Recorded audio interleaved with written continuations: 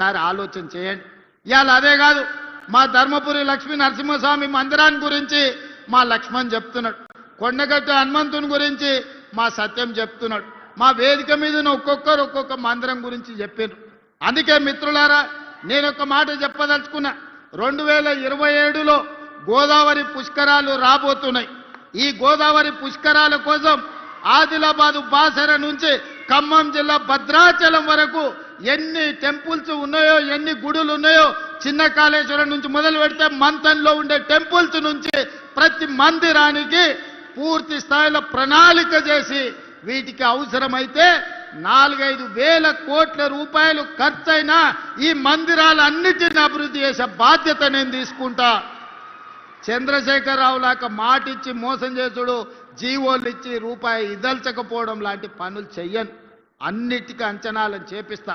Media మిత్రులారా రాసుకోండి, బాసర నుంచి భద్రాచలం వరకు గోదావరి పుష్కరాల లోపల ప్రతి మందిరాన్ని అభివృద్ధి చేయడానికి అవసరమైన నిధులు ఇచ్చి ఈ మందిరాలను పర్యాటక కేంద్రాలుగా, పుణ్యక్షేత్రాలుగా అభివృద్ధి చేస్తాం.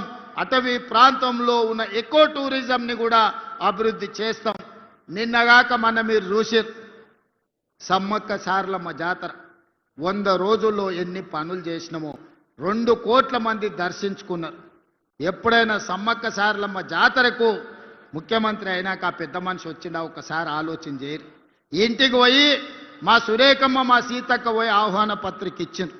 సరే ఆయన రాలేదు అనుకుందాం, కనీసం ఆ పిల్లలకని ఏమైందా? సోమరిపోతులా, దున్నపోతులా? సమ్మక్క సారలమ్మని దర్శించుకోవడానికి నామోషా? చెట్టంతా పెరిగిండు అల్లుడు, సమ్మక్క సారలమ్మ దర్శనానికి రావచ్చు కదా. గాలికి తిరుగుతాడు ఊరు మీద పడి అచ్చోసిన ఆంబోతులాక కేటీఆర్ సమ్మక్క సారలమ్మ దర్శనానికి వచ్చిండా?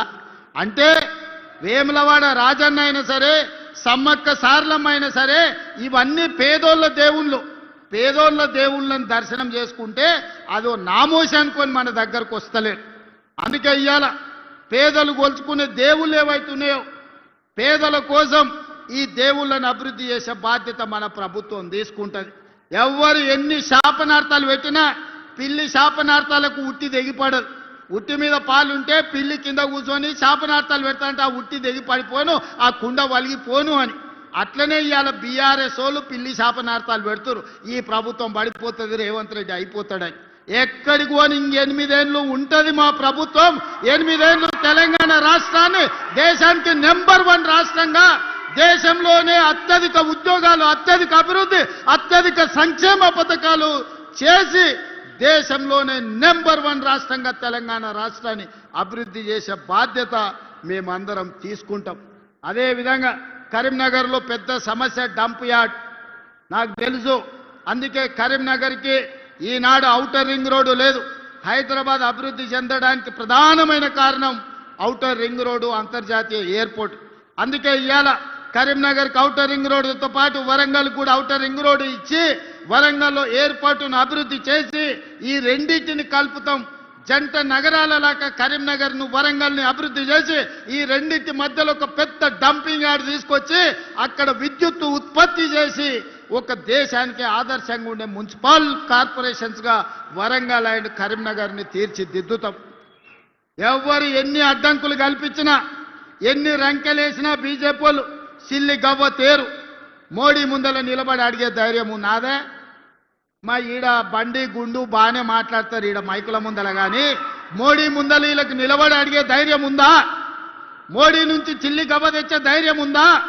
మోడీ వీళ్ళకి అపాయింట్మెంట్ అని ఇస్తాడా? మోడీ దగ్గరికి వీళ్ళ ముఖమే చల్లదు, వీళ్ళ ముఖమే గుర్తు పట్టాడు మోడీ. గుర్తు పట్టేటట్టుంటే Karimnagar outer ring road Bandi Sanjay దేవాలి, వరంగల్ ఔటర్ రింగ్ రోడ్డు తీసుకురావాలి. ఇవాళ కరీంనగర్ అభివృద్ధికి నిధులు మంజూరు చేయించుకురావాలి. ఇవాళ నిజంగానే మోడీ దగ్గర మీకు పరపతి ఉంటే కాళేశ్వరంలో 1000 కోట్లు కొల్లగొట్టిన కేసీఆర్, హరీష్ను బొక్కలేయాలి. కారు దందాలు ఇవాళ సంపాదించిన కేటీఆర్ను బొక్కలేపియాలి బండి సంజయ్ గారు.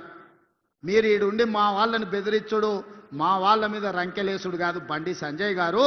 మీ శాతనైతే కేసీఆర్ను బొక్కలేపియండి. మీకు వాళ్లకు గూడు పుటాని లేదు, చీకట్ల ఒప్పందం లేదు అంటే కేసీఆర్, హరీష్ను, కేటీఆర్ను సిబిఐతో నీ బొక్క లేపించినాక నువ్వు మాట్లాడాలి బండి సంజయ్ గారు. మీరు కార్యకర్త నుంచి వచ్చి ఎదిగిరు బాగానే ఉంది, మీరు కౌన్సిలర్ ఉన్నోళ్ళు ఎంపీ అయిన బాగానే ఉంది, ఎంపీ అయిన వాళ్ళు కేంద్ర మంత్రి అయిన బాగానే ఉంది, మీ పరిస్థితి బాగానే ఉంది, కిషన్ రెడ్డిది బాగానే ఉంది. మరి కరీంనగర్ మున్సిపాలిటీ పరిస్థితి ఏముందని నేను అడుగుతున్నా. ఏం తెచ్చినవో ఏమి ఇచ్చినవో చెప్పు.